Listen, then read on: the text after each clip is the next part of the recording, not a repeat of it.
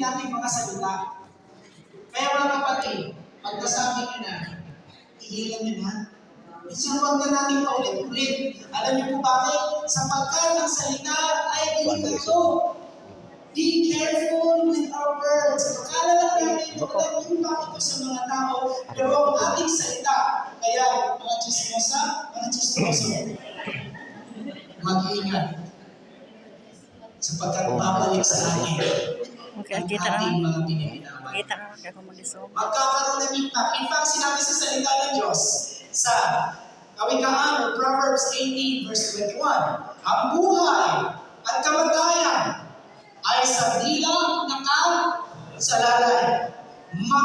Makikinabang ng bunga nito, ang dito ay nagmamahal. Ang mga tao, mahal na mahal nila ang dila nila. Lagi nilang pinapakawalan.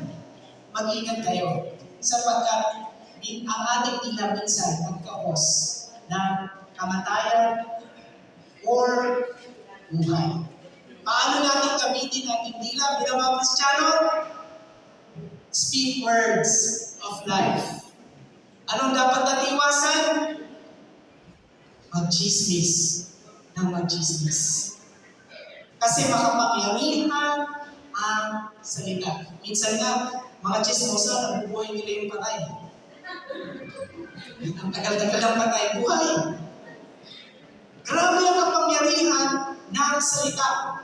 Ang tanong, bakit makapangyarihan ang salita? Bakit ang salita natin may impact sa tao? Alam niyo po bakit? Sapagkat nilikha ka ayon sa wangis ng Diyos. Ang Diyos, ang salita niya ay makapangyarihan. Kung tayo ng mga mortal na being, may power ang ating salita to curse or to bless. Alam niyo, may power ang salita ng ating Panginoon. Siya ang original. Ang salita niya ang pinakamakapangyarihan sa lahat. Kaya nga, ang title ng ating mensahe ngayon ay The Power of the Living Word of God. Ang kapangyarihan ng buhay na salita ng Diyos. Matatagpuan ang ating teksto sa Hebreo, Kapitulo 4, versikulo 12, at 1 Pedro 1:23. Ay po lahat ay migsa kayo at basahin natin ang Hebreo 4:12 in English. Basahin natin ang sabay-sabay. Ready? Read.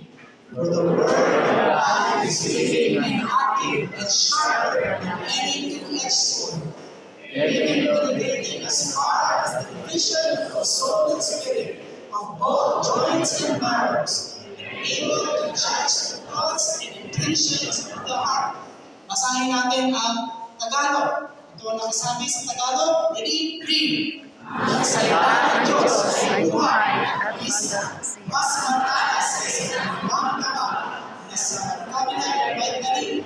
Ito'y lumatagos maging sa kulturan ng kaluluwa at espiritu ng kasukasuhan at ito at nakakaalam ng isip at pinabala ng puso. Kaya lahat ay yung pagsalita. Panginoon Diyos, ito ay iyong salita.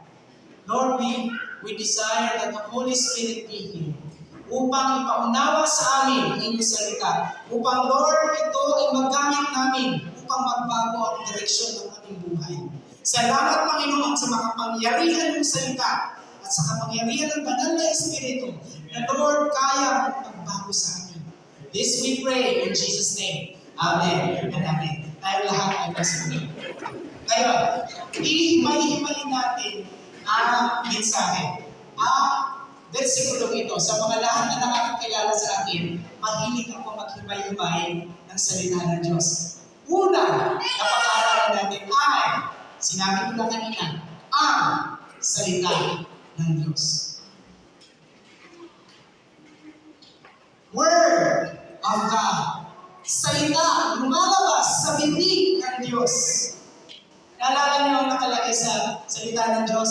Out of the heart, the abundance of the heart, the mouth will speak.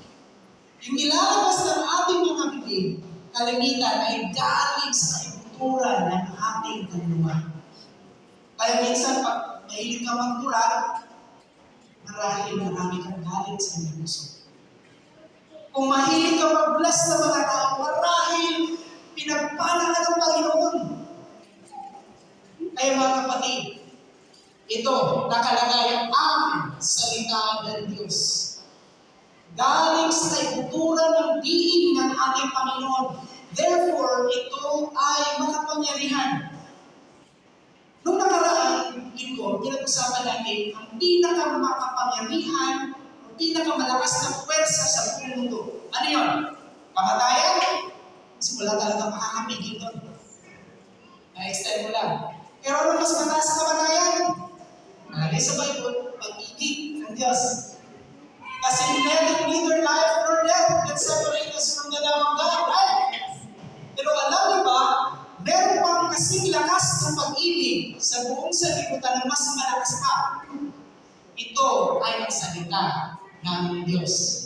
Bakit ko po alam? Tingnan natin sa Genesis. Genesis 1 hanggang 3. Tingnan niyo po. Nilagyan ko ng highlight yung isang portion. Pakinggan niyo mahigit. Noong pasimula pa ay nilikha ng Diyos ang langit at ang lupa. At ang lupa walang hugis, anyo, dilim at ang bumababot sa kalaliman at kumikilos ang Espiritu ng Diyos sa ibabaw ng tubig. At ano nangyari? At sinabi ng Diyos, magkaroon ng liwanag. At nagkaroon ng... Ano ginawa ng Diyos? Paano niya ginawa yung liwanag? Sinabi ng Diyos. Genesis 1:6 up to 7. Verse 6, ang sabi nito, sinabi ng Diyos, magkaroon na kalawakan, maghahati ang tubig upang ito'y magkahiwalay. At nangyari ito. Hiniwalay niyang tubig at kalawakan. Genesis 1 verse 9, at sabi doon, sinabi ng Diyos, magsama-sama ang isang dako ng tubig sa silong ng langit upang luminaw ang lupa. At nangyari ito, paano? Sinabi ng Diyos. Genesis 1:11, pagkatapos, sinabi ng Diyos, magkaroon na sa lupa ng lahat ng uri na tumutubo halaman, malunggay. Ay, wala pa ng malunggay. Halaman na nagkakabinhi at mga punong namumunga. At nangyari ito.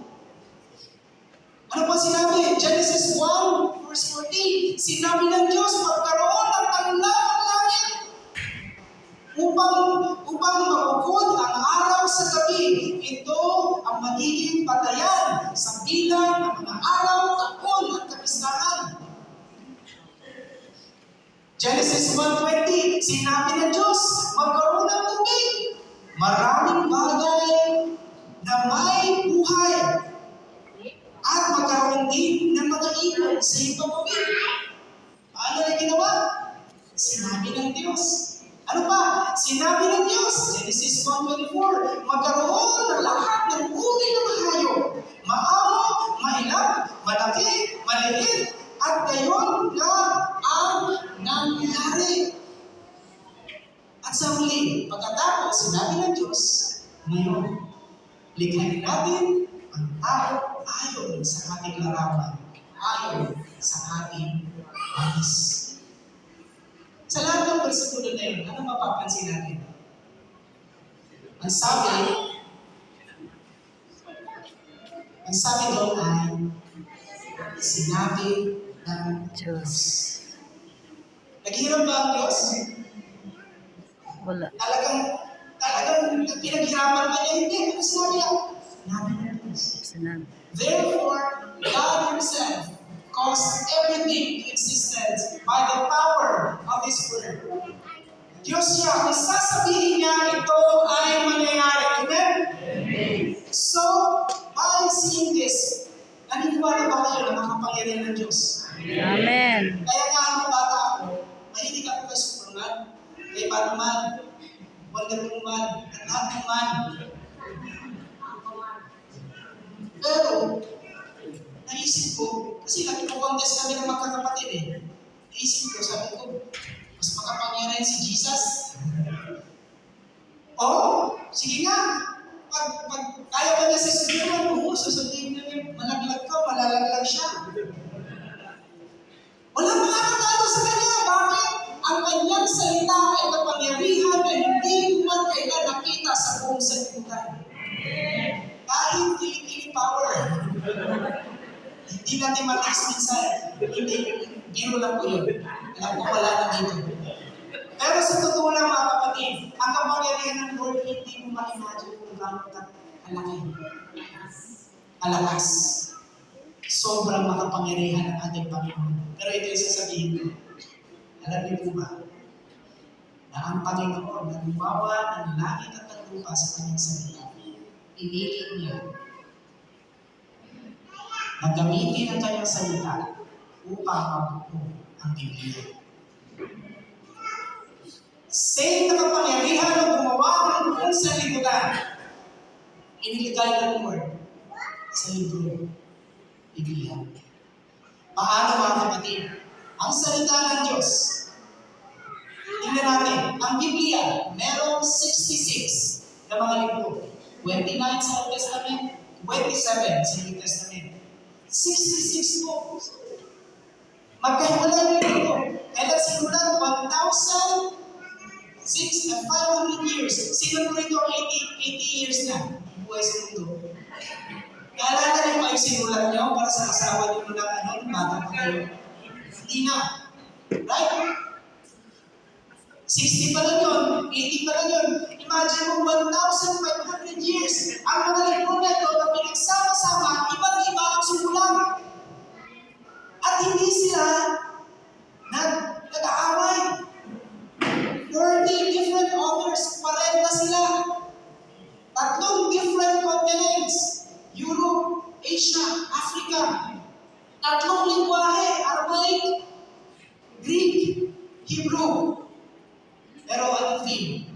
The fall of man, Genesis 3-11, and the redemption of man, Revelation 22. Kamali ako, 21-22. So you see, makikita natin dito na the Bible is so different sa lahat ng libro ng meron sa mundo ito. Pero siguro sasabihin ng iba, Pastor, di ba ang Bible sulat lang yan? In fact, meron akong mga naalala kwento ng Bible daw ginamit na pang na si Galileo. Totoo. Ang Bible na hawak natin physically ay nasisira. Subalit, tulad na sinabi ng aking kapatid kanina, ang Bible na ito ay hindi nasira kailanman. Bagkus ito ang best-selling book of all time. Sapagkat ang salita na nilalaman ng Biblia ay kinasihan ng Diyos. Ito ay God-breathed. Tingnan niyo sa Timoteo 3, 2 Timoteo 3:16-17. Ang lahat ng kasulatan, the scriptures, ay kinasihan ng Diyos. God-breathed. Ang Diyos mismo ang may akda. Di ba pastor, ano nagsulat? Ito mga 40 authors? Yes! Pero alam mo ba, na yung sinulat nila ay exactly ang hinayaan ng Lord na may sulat ng mga ito. Tingnan niyo ang next verse. Ang nakalagay sa 2 Pedro 1:21. Ito nakalagay, sapagkat ang pahayag ng mga propeta ay hindi nagmula sa kalooban lamang ng tao. Ito ay galing at pag-ipinahayag ng mga tao na sa ilalim sa kapangyarihan ng Espiritu Santo. Nakita po natin, walang aksidente na nakasulat sa ating Biblia ngayon. Sapagkat ang banal na Espiritu ang siyang may kontrol sa mga taong nagsulat nito. Kaya nga, ang Bible ay nagsasalita sa atin ngayon. Sapagkat ginamit ng Diyos ang mga taong ito iba't iba ang pinanggalingan sa buhay upang sabihin ang mensahe sa atin, ang mensahe ng kaligtasan at kalooban ng Diyos. Amen? Kaya ang salita ng Diyos ay napakahalaga. At At tumama tayo sa pangalawang aspeto. Kanina, salita ng Diyos. Alam natin, makapangyarihan. Ngayon, ang salita ng Diyos ay buhay. Buhay at mabisa. Pag sinabi natin buhay, ano ang pumapasok sa ating isipan? Of course, hindi patay. Gusto ko panoorin natin ito. Nalagi. Video lang.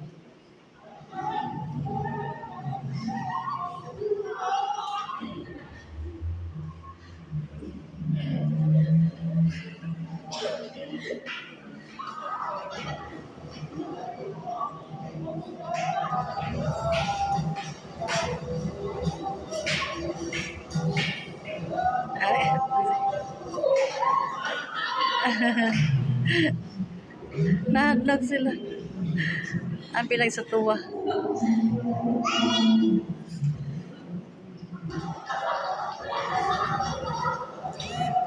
Ngayon, ang tanong ko, bakit siya nagulat? Kasi akala niya is natuwa. Sa tuwa. Akala niya hindi buhay. Nung gumalaw, sa prank yun, gulat na gulat siya. Kasi dapat hindi buhay yun. Right? Alam niyo po, maraming mga tao ang iniisip nila ang salita ni Diyos. Patay. Parang simple libro lang. Hindi nila inisip na itong libro na to ay buhay. Sapagkat ito'y nanggaling sa bibig ng ating Panginoon. At ang pangalawa, mabisa. Anong pumapasok sa isip niyo pag nakita niyo itong salita? Mabisa. Ayan. I-mute mo na lang.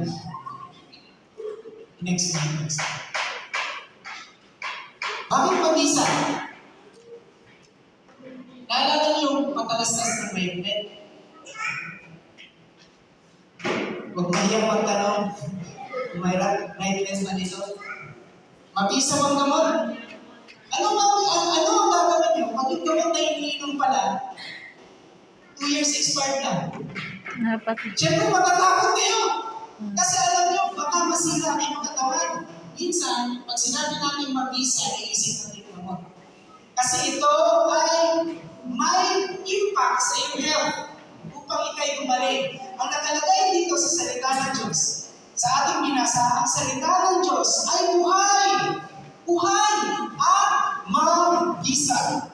Therefore, kung ang salita ng Diyos ay buhay at mabisa, ito ay may pakinabang sa ating buhay.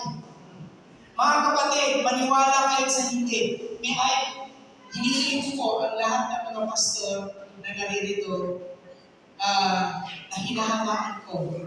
Hindi ko akalain nandito sila lahat at makikinig sa akin nagsasalita. Sapagkat nung ako ay maliit pa, naglalaro ng dampa, sila ay nag-aaral ng Bible School.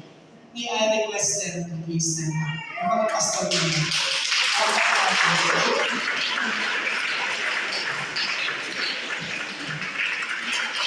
Sa lahat na nasa simbahan na ito, nakita niyo yung mga buhay nito. Maniwala kayo. Panatili ko kayo lahat tayo. Maniwala kayo sa hindi. Ito yung mga buhay na binago ng Diyos. Ito yung mga buhay na ang iba sa kanilang katakot na ang buhay. Pero dahil sa salita ng Diyos na natagpuan nila ang kaligtasan. At ang Biblia ito ang nag-guide sa kanila upang sila lumago sa kanilang palataya at ito ay naging mabisa sa kanilang buhay at nagbago ang kanilang buhay hanggang ngayon.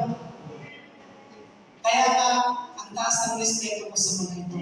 Sapagkat sila ay buhay na patotoo na ang Biblia ay tunay. Salita ng Diyos. Amen? Amen. Salamat po sa inyo mga ito. Isa kayong inspirasyon sa mga taong nalilito. Kung may duda kayo na ang Biblia ay hindi tunay, tingnan niyo ang mga taong yan. Sapagkat sa salita ng Diyos, sa salita ng Diyos, ang salita ng Diyos, ang source ng pananampalataya. salita ng Diyos ang source ng kaligtasan. Ang salita ng Diyos ang source ng katotohanan. Ang source ng freedom. Ang source ng spiritual na pagkain. Ang source ng ating paglago. Ang source ng ating victory. Ang source ng ating kaligayahan at pagiging blessed. Ang source ng ating guidance. Ito rin ang source ng ating comfort. Ang source ng ating mga kasagutan sa panalangin. Ang source ng spiritual victory. Ang source ng kagalingan. Ang source ng assurance. Ang source ng ating kaligayahan. Ang source ng preparation for the work. For God's work, for good work, ang source ng mga warnings para sa atin upang hindi tayo mapahamak. So, ang salita ng Diyos ay mag-isa. Amen? Ang tanong, ginagamit ba natin? Tayo itong pumunta sa pangatlong sentence. Ang nakalagay doon, ang salita ng Diyos ay buhay at mabisa at mas matalas pa kaysa alinmang taba na may dalawa ang talim. Okay.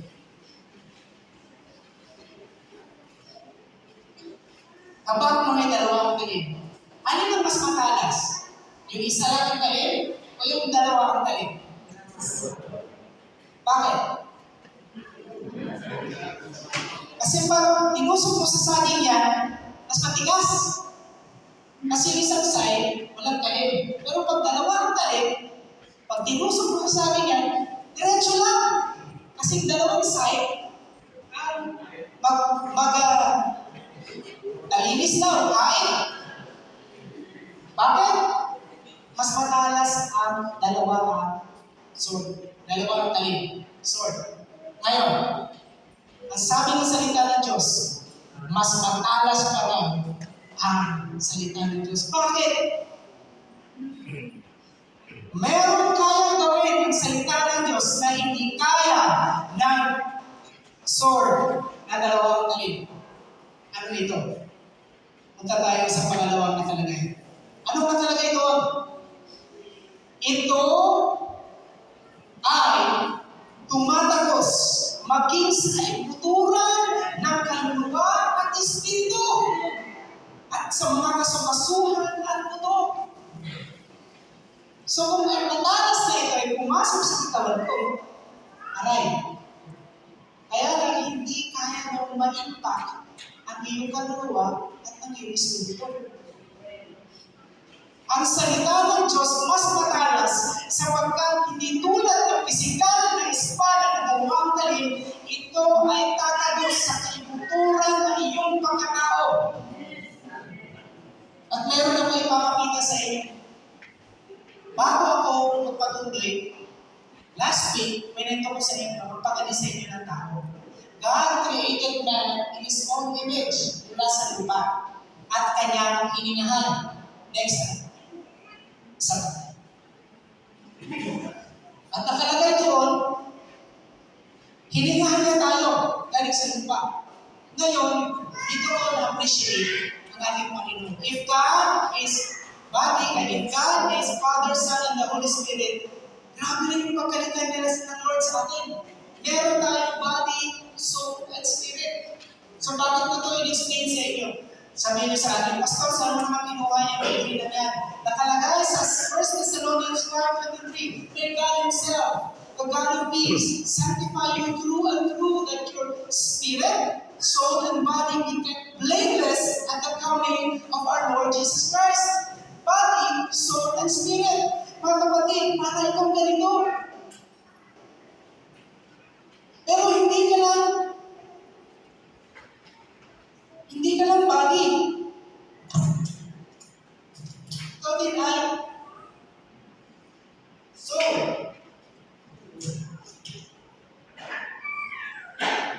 Ikaw din ay may espiritu. Yan ang pagkilikhaan ng Diyos sa atin. Tingnan niyo po ito. Kaya pag napansin niyo sa salita ng Diyos, na sinasabi yung heart, may kinalaman yun at Espiritu pinagsama. With all of my heart. At minsan, pag sinabing flesh, kaluluwa mo at yung katawan mo. Kasi ang katawan, ang lagayan ng yung kaluluwa at Espiritu. Ang tawag dyan is pneuma, psyche, at soma. Kaya psychology, sa gitna. Pneuma is God consciousness. Ang soul is self-consciousness. Ang body is world consciousness. Ang tunay na ikaw, yung iyong identity, ay nandito sa gitna.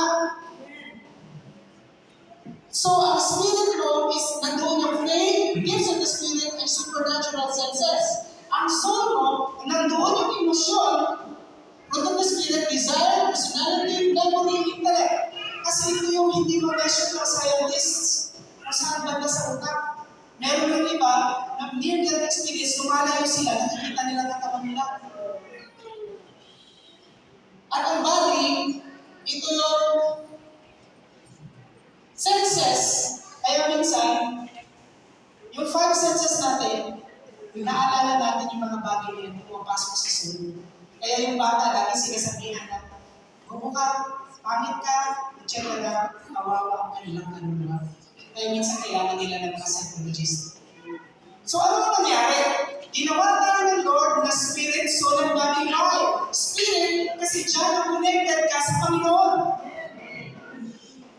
So, body, dahil yan ang connection mo sa physical na mundo. Sinong ayaw ng sinigang? Sinong ayaw ng inuka? Sinong ayaw ng mga pagkain? It senses mo, enriches your soul.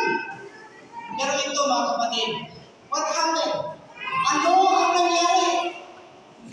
Nasira ang design ng Panginoon. Paano mo nasabi na nasira? Ang nakalagay sa Genesis 15, at 2:15-17, nakalagay doon, inilagay ng Panginoong Yahweh ang tao sa halaman ng Aden upang ito'y payamanin at pangalagaan. Sinabi niya sa tao, makakain ka sa limang bungang kahoy na sa halaman, maliban sa bunga ng punong kahoy na nagbigay ng kaalaman tungkol sa mabuti at masama. Huwag mong kainin ang bungang iyon, sapagkat sa araw na kainin mo iyon ay mamamatay ka. Inain ba ni Adan at Eva? Namatay ba sila? Sabi niyo iba, hindi. Oo, hindi. Ba't kayo nalito? Physical, hindi pa. Anong namatay? Ito yung nakalagay sa salita ng Diyos. Sa kasalanan, ang kasalanan ay pumasok sa sanlibutan at sa pamamagitan ng tao, ang kamatayan pumasok sa pamamagitan ng kasalanan dahil dito. Lumaganap ang kamatayan sa lahat ng tao sapagkat ang lahat ay nagkasala. So sure na nung kumain sila, may namatay. Right? Anong dyan? Nung kumain sila, patay agad ang Espiritu. Kasi ang totoong meaning ng kamatayan is separation. Sino na-separate sa Panginoon? Ang kanyang nilikha. Kaya nga nagtago sila. Ang kasalanan ang naging cause kung bakit namatay ang Espiritu ng tao. Namatay kasi hindi exist. No.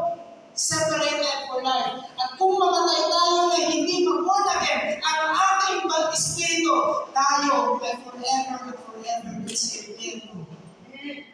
Malayo sa ating Panginoon. Ano nangyari sa katawan?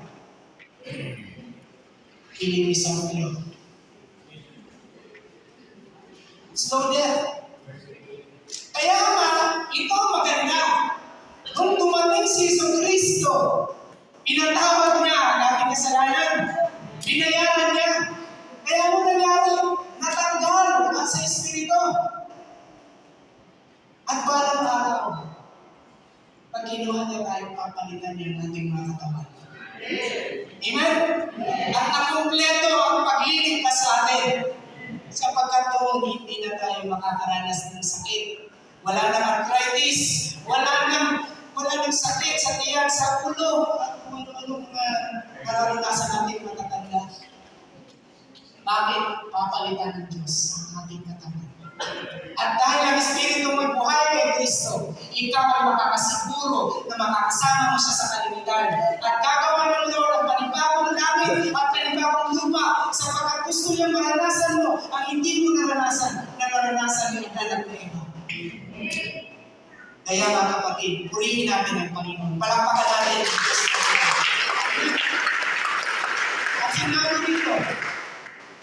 At sinabi ng Panginoon, sa 1 Peter 1 verse 3, for you have been born again, not of seed which is perishable, but imperishable, that is through the living and enduring Word of God. At dahil sa salita ng Diyos na nakapenetrate sa ating mga buhay, meron tayong kaligtasan. Amen?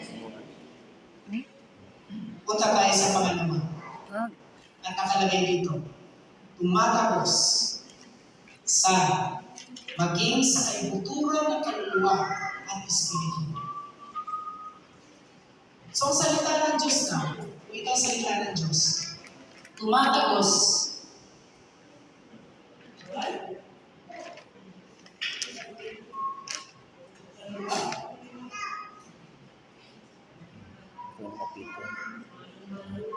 at espiritu.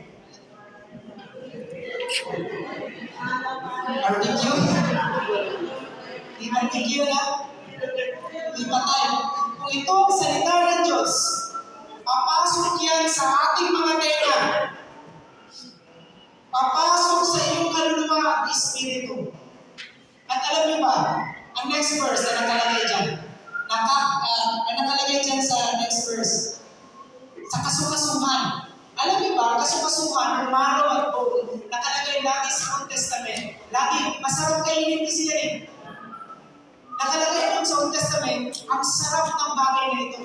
Parang sinasabi ng Lord, it fulfills my longing. Ang salita ng Diyos ay siyang mag-fulfill ng pangangailangan ng iyong kaluluwa. Hindi ang pera. Hindi ang pleasure ng mundong ito. Hindi ang pagkain. Ang tunay na magkukumpleto sa iyo ay ang salita ng Diyos. Sapagkat yun ang gawa natin sa Garden of Eden. Eh mga kapatid, kung ang salita ng Diyos, together with the Holy Spirit, tumimo sa ating mga buhay puso, tumagos sa ating espiritu at kaluluwa, merong pagbabago na mangyayari. Pero mga kapatid, sa last part, ang aking sasabihin ng Viva Magdalene, tingnan niyo po ito. At nakalagay dito, at nakakaalam ng mga isip at binabalak ng puso. Teka lang, di ba ang pinag-usapan dito ay salita ng Diyos, yung Bible? Bakit parang may utak yung Bible? Nakakaalam daw ng isip at binabalak ng puso. Ano ibig sabihin nito? Alam niyo po ang ibig sabihin nito? Ang Diyos at ang kanyang salita ay isa.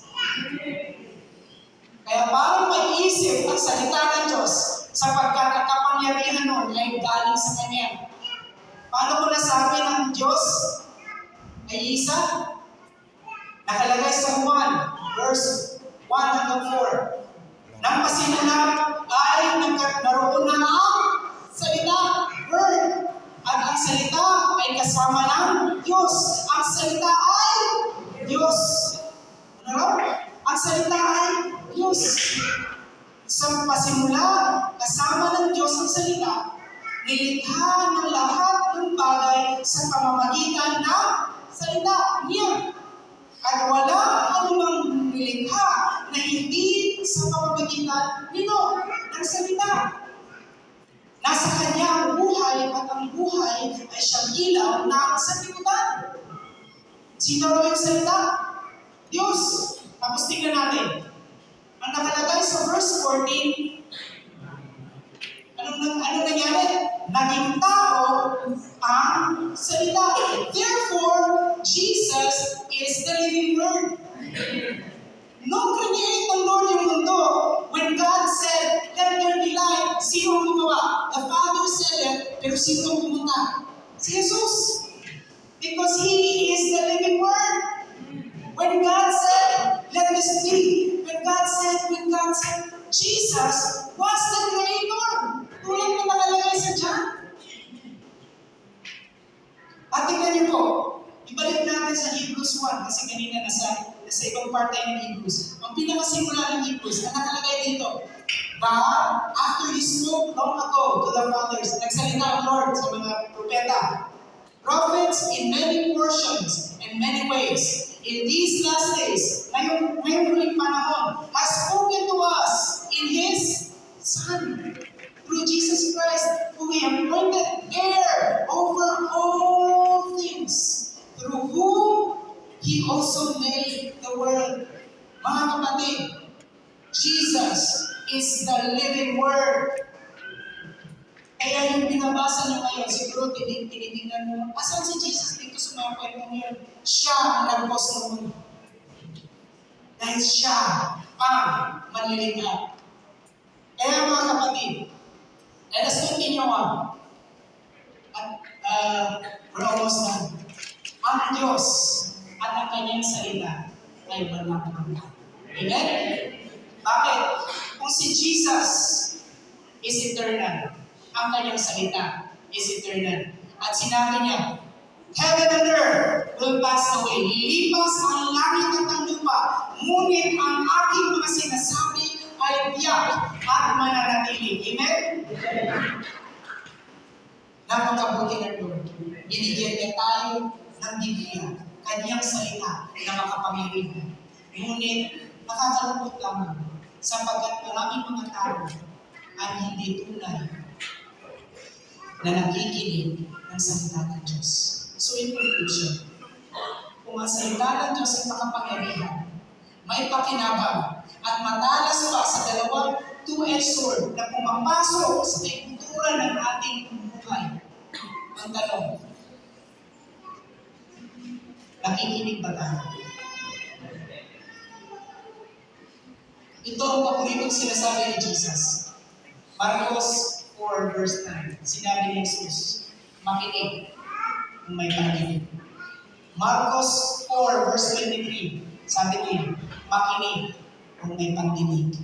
Matthew 11:15, makinig ang may pandinig. Matthew 13 verse 9, makinig ang may pandinig. Matthew 13:43, makinig ang may pandinig. Bakit po? Sapagkat sinabi ng Roma 10:17, ang pananampalataya ay bunga ng pakikinig, at ang pakikinig naman ay bunga ng pangangaral tungkol kay Yesu Kristo. Kung hindi tayo makikinig ng salita ng Diyos, hindi tayo magkakaroon ng pananampalataya, hindi tayo lalago, hindi magkakaroon ng impact. Kaya nga, yung sword, papasok muna sa katawan. Kaya kung naririnig ko kayo ngayon sa church, inaantok lang kayo. At hindi kayo nakakapakinig sa salita ng Diyos ng tunay, mga kapatid. Tanungin mo sa sarili mo, baka ikaw ay dinig.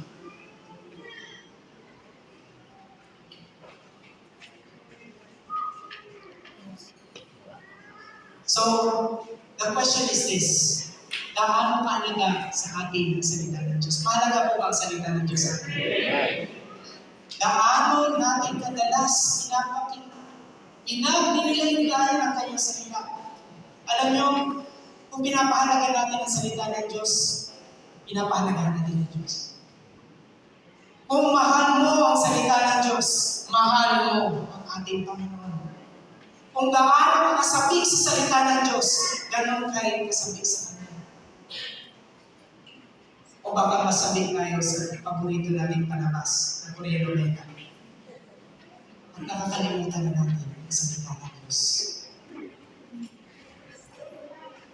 Anong part ng buhay, anong bagay pa sa buhay natin ang kailangan pang isuko sa Diyos upang mabuhin niya ang kanyang nakapangyarihan sa kanila. Kahit mga pastors dito, alam ko, mahal nila ang salita ng Diyos. Pero sa loob nila, alam nila na merong pagpapaguhin ng Lord sa kanilang buhay. Sapagkat hindi pa tayo tapos. Tayo is work in progress sa Panginoon. Amen? So naniniwala po ba kayo na makapangyarihan ng salita ng Diyos? Amen. Naniniwala ba kayo na kaya paguhin ng Panginoon ang ating buhay? Amen. Kung gano'n, mahalin natin ang kanyang salita. Mahalin natin ang ating Panginoon. Ay lahat ng salita. Ay lahat.